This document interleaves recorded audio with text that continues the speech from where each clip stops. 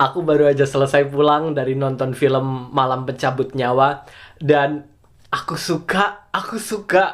Men, aku nyaris banget nggak nonton ini karena aku kira ini cuma film horor biasa. Soalnya dari judulnya aja Malam Pencabut Nyawa ya kan. Terus dari posternya juga berasa kayak film horor biasa. Sampai akhirnya aku ngeliat tweet dari Mas Dark Auziza yang mendeskripsikan film ini sebagai film action fantasi dan superhero. Terus waktu itu aku ngobrol juga sama temenku Bibi Kantin, thank you banget. Dia bilang kalau film ini diangkat dari novel berjudul Respati.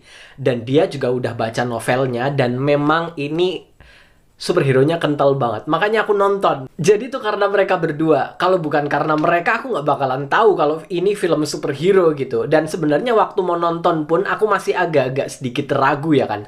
Bener nggak sih ini? Katanya kan gini. Waktu aku nonton bener banget ini 100% film superhero. Percaya sama aku. Memang ada adegan horornya, ada adegan mistisnya dan segala macam. Tapi kalau menurutku ya, adegan horor di bagian awal ada banyak jump scare juga ya. Adegan-adegan horor di awal itu kayaknya sengaja untuk mengecoh kita kalau ini film horor, tapi begitu kita masuk ke filmnya nuansa fantasi semakin kental dan akhirnya kita sadar, oh, ini film superhero. Bahkan di final battle-nya pun, di final fight-nya pun itu keren banget. Menurutku kalau kita melihat film ini dari kacamata film horor, menurutku justru agak kurang bisa dinikmati sebenarnya karena ada banyak elemen-elemen yang sebenarnya nggak sesuai sama film horor yang biasa kita saksikan. Justru elemen-elemen itu masuknya ke ranah film fantasi dan superhero.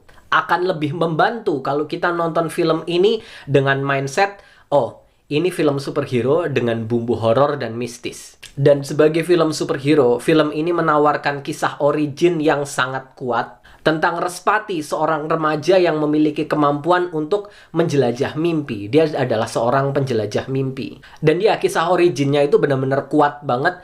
Pertama kali dari mulai kita menemukan tentang masa lalunya, lalu pertama kali dia menemukan bahwa dia memiliki kemampuan yang tidak dimiliki orang lain. Terus dia melakukan perjalanan sampai akhirnya dia bisa menerima dan memanfaatkan kemampuannya untuk menolong orang lain. Film ini memiliki beberapa dialog dengan bahasa Jawa dan jujur untuk beberapa karakter logat bahasa Jawanya itu bagus banget, tapi untuk beberapa karakter lainnya logat bahasa Jawanya itu kadang bagus, kadang enggak gitu loh. Dan ini sebenarnya permasalahan besar sih buat perfilman Indonesia. Aku nonton banyak banget film-film Indonesia yang memakai bahasa Jawa, tapi ada banyak banget yang bahasa Jawanya itu selalu nggak natural gitu. Ini udah jadi masalah yang sering aku temukan ya di film-film Indonesia. Tapi untuk di sini seperti aku bilang tadi ada beberapa karakter yang logatnya bagus banget, tapi untuk beberapa karakter kadang iya, kadang enggak. Oh ya, terus ada satu aktor yang menurutku aktingnya kurang dan buat aku jujur itu ganggu.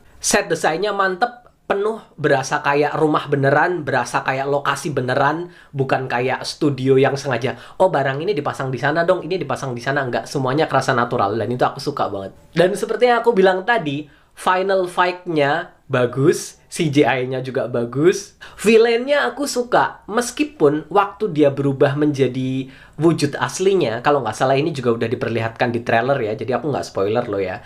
Jujur, aku kurang suka sama desainnya. Desainnya menurutku kurang menarik. Devano sebagai Respati bagus, cukup menyenangkan. Emang bukan yang bikin aku tergila-gila banget, bukan. Tapi performa dia sebagai Respati tetap bagus. Overall film ini oke, aku menikmati banget dan aku rekomendasikan buat kalian nonton film ini sebelum turun di bioskop ya. Makanya aku dalam keadaan demam juga aku langsung nonton di hari pertama karena aku takut nanti kalau tiba-tiba penontonnya dikit gimana. Karena kan masih ada film V itu ya kan yang ada banyak penonton bla bla bla. Aku takut tiba-tiba nanti turun gimana. Tapi ya, filmnya oke dan aku puas banget nontonnya. Emang sih ada beberapa hal yang kurang gini, kurang gitu. Tapi ya namanya film kan ya. Semua film yang aku tonton juga kayak gitu, nggak 100% oke semua ya kan. Ratingku untuk film ini adalah 7,5. Oh ya, ada satu mid credit scene. Nggak tahu setelah itu ada atau enggak, tapi setidaknya ada satu yang aku lihat dan mungkin itu direncanakan untuk sequelnya karena ini kayaknya bakalan panjang ya. Amin. Semoga aja panjang ya. Oke, review kali ini cukup sampai di sini dulu. Terima kasih banyak buat kalian yang udah nonton. Sampai jumpa di video-videoku yang berikutnya. Bye bye.